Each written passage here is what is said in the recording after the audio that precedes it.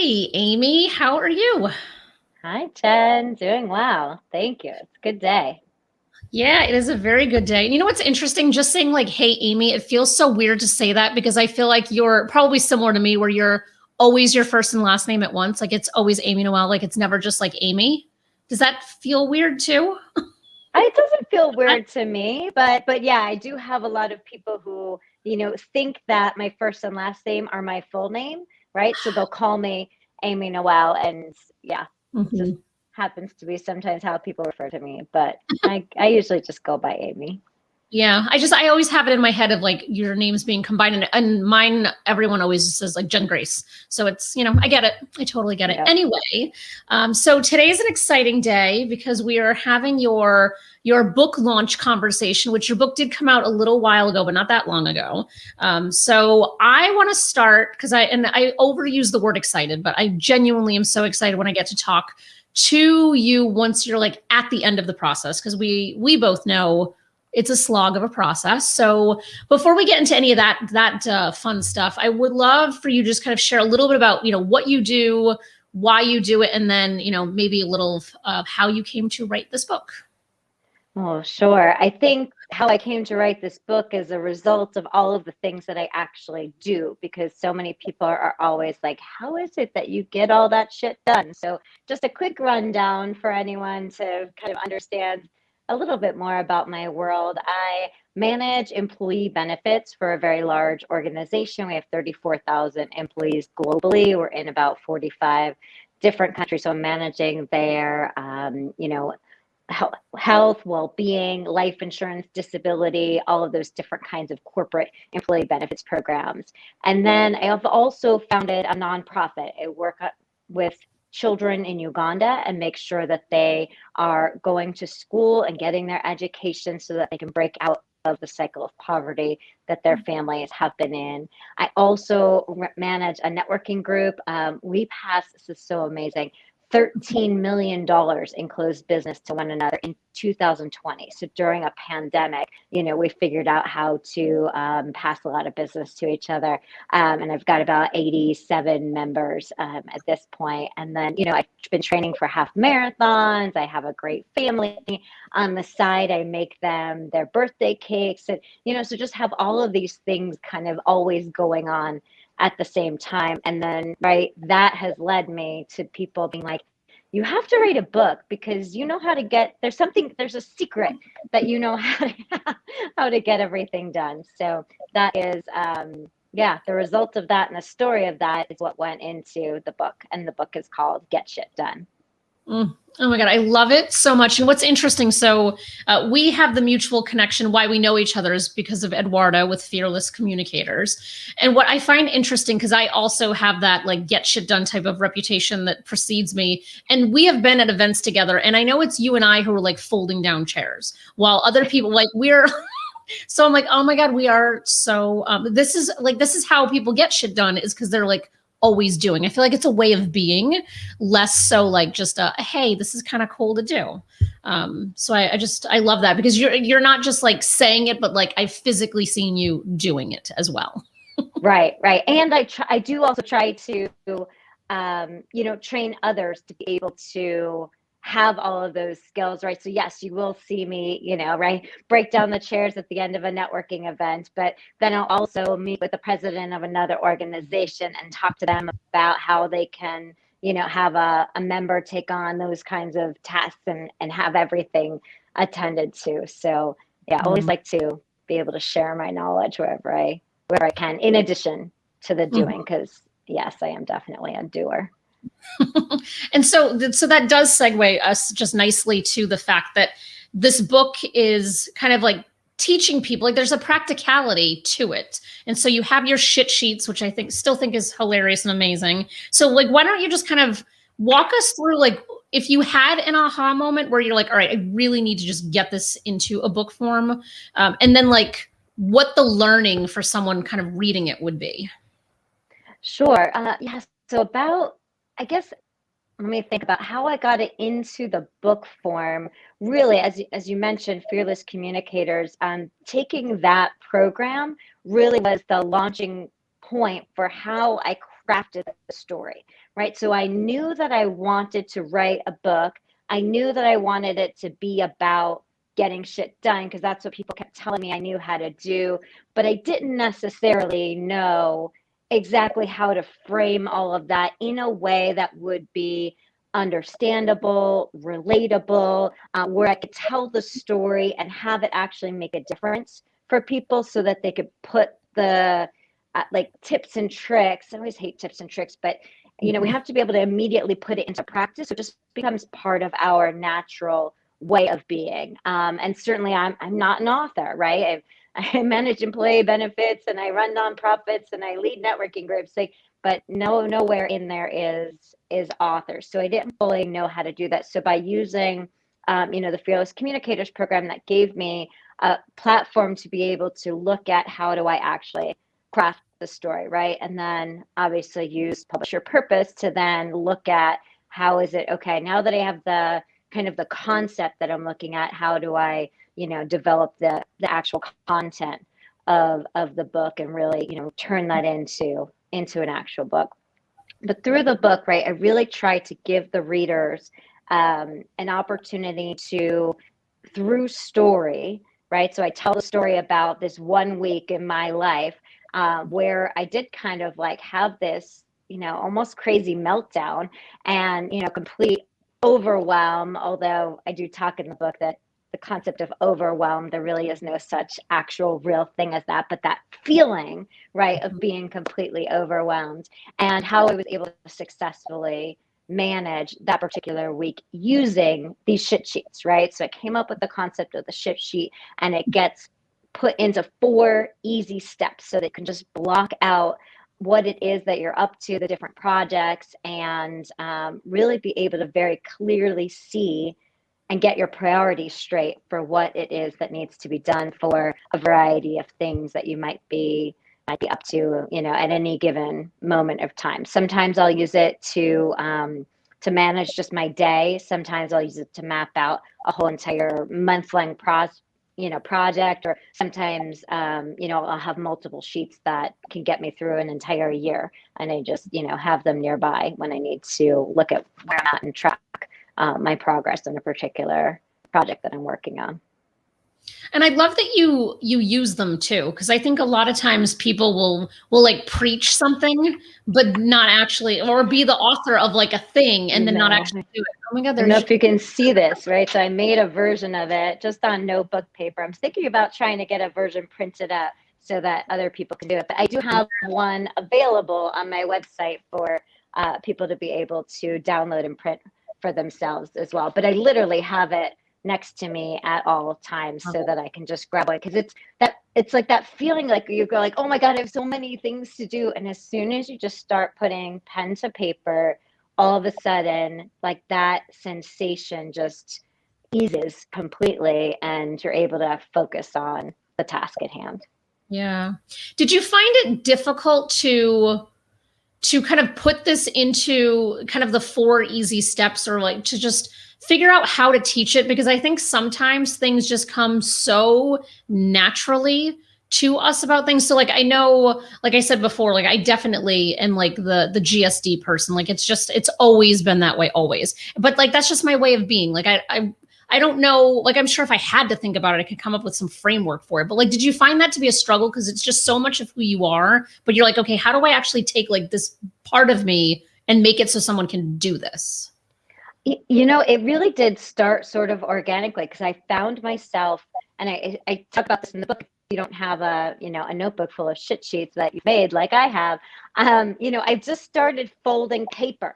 Like it just made sense to me to take a piece of paper and fold it in half, and then I did it the other way, like just to organize different things. So I had found myself, I was just doing that. So as I was looking at the concept of writing out this book, I'm like, literally like, here, it's this piece of paper, and here's this piece of paper. And, you know, started noticing, wait a minute, I've got sections here. And I started noticing also the types of things that I was repeating over and over in the different boxes, right? So one box, for example, is, you know, ask for help. And That's really like who are the people who are either going to be on your team for a particular project, or you can call just as a resource, or, right, whatever it is that you need. And so I was finding that on every one of these like made up folded sheets of paper, I was just always putting other people's names on it. So like little things like that started coming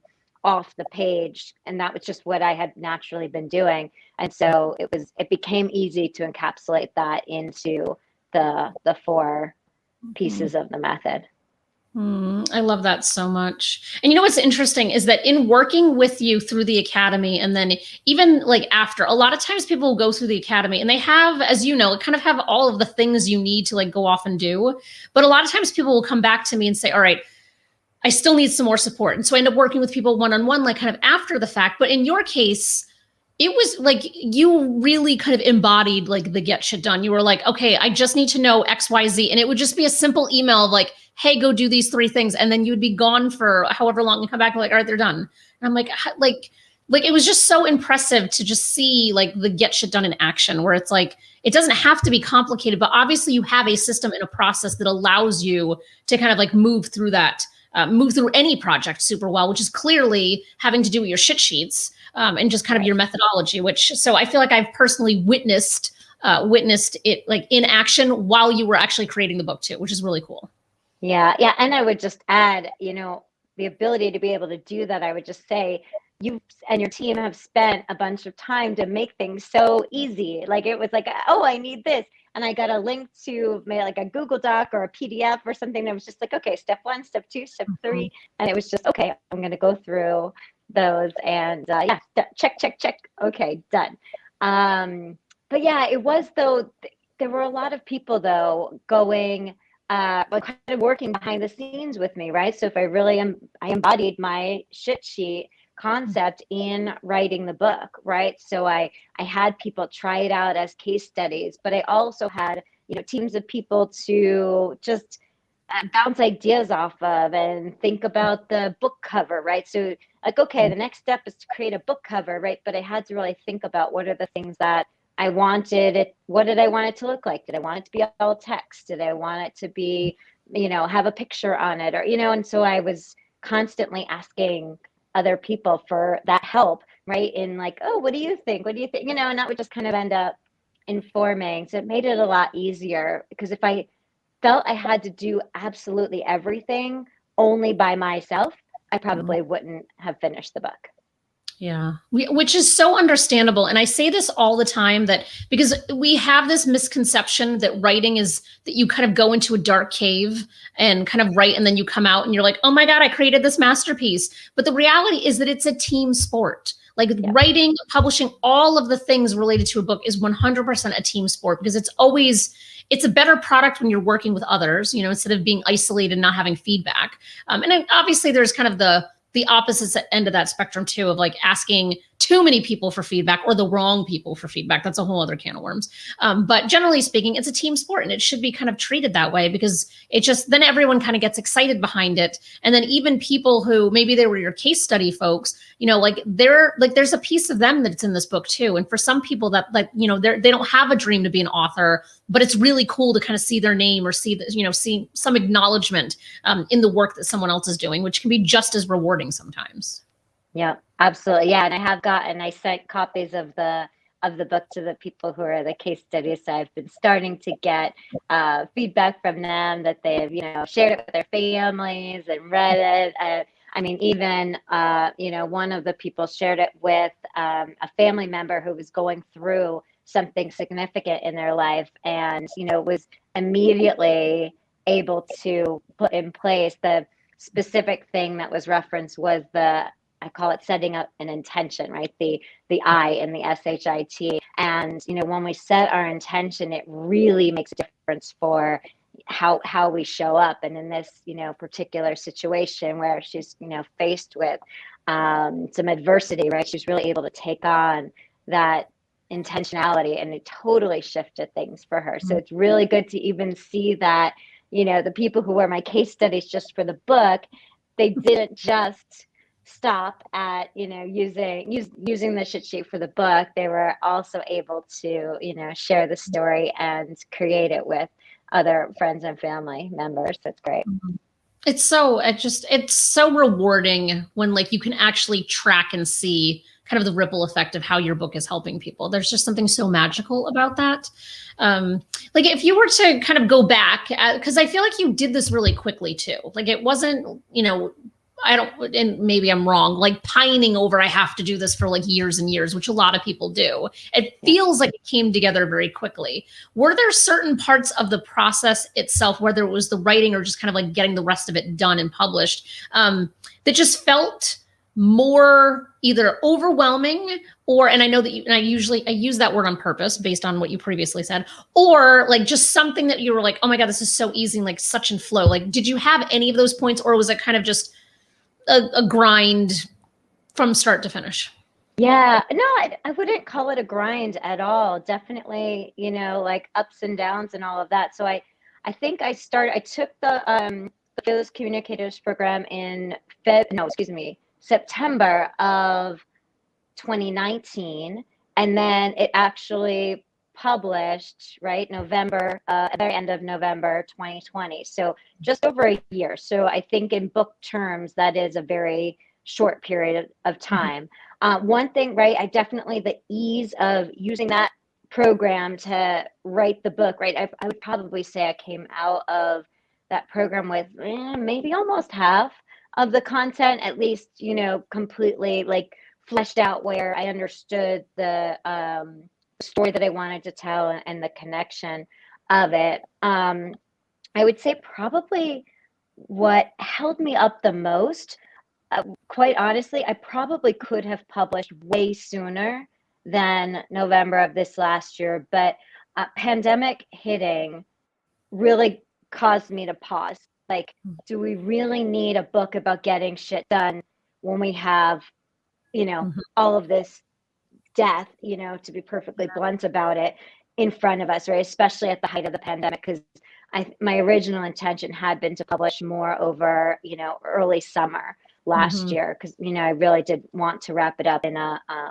short time frame and kind of be that demonstration of getting shit done. But I did feel like in that moment, in April, May, June, right, it was just going to be tone deaf of me to publish at that time. So I put a little bit of a pause on it, but that did actually allow a little bit of the space for me to look at, okay, even though we do have pandemic in front of us and a completely different way of living our lives and connecting with one another, and how we get shit done actually has changed, right? We're in this new, for some, new virtual world. For others, it's an extension of what we've been doing for a while. But it allowed me to sort of like look at and relook at some of these case studies. So you'll see in the book there are some that are pre-COVID stories and some that are kind of post-COVID stories. And so how do we still continue to navigate? Because even though we are where we are right now, there are still things for us to go out there and accomplish. We can't, as much as I might like sitting and watching Netflix all day, we can't do that each and every day. There are things for us to do. So I'm hoping that people find, in the book a little bit of a sense of, right, given where we're at, how can we still go out there and make a difference, whether that's for ourselves personally, our families, or even if someone wanted to take on a project that could potentially benefit, the world, right? Probably the people in charge of vaccine distribution could use a few extra shit sheets right now. Seriously. And I like that it's framed in the 4 easy steps, because they are easy steps when you just kind of break them down to those singular steps. And so I love that you were really thinking about, how do I make this accessible for people, rather than, because I have absolutely seen books where it is all of like the bravado and like, I'm so amazing. And like, it's all like the whole beginning part is just this beefed up thing to just kind of like demonstrate like how amazing I am. And then the whole rest of it is just really complicated. But like, you've brought it down to like a really accessible level that whether you're painting your bedroom or starting a new nonprofit, that you can like legit use this method, which I think is so fantastic and so well thought through. Exactly. Yeah. I've read a bunch of books on productivity over the years, and same thing, right? I did not want, I don't need to read another lecture, right? Mhm. But I, wanted to, my intention was to use the story to make it interesting, right? So Mhm. that people would be engaged with, with how this kind of came about. And then use the case studies really to, right, again, make sure that things were relatable and that you could see how things can be immediately implemented. Plus, I did make sure to include a couple of case studies. One where she totally forgot about her shit sheet and didn't fill it out completely, right? So what happens when you're like not even present? Because, we're all human beings, we're real life people.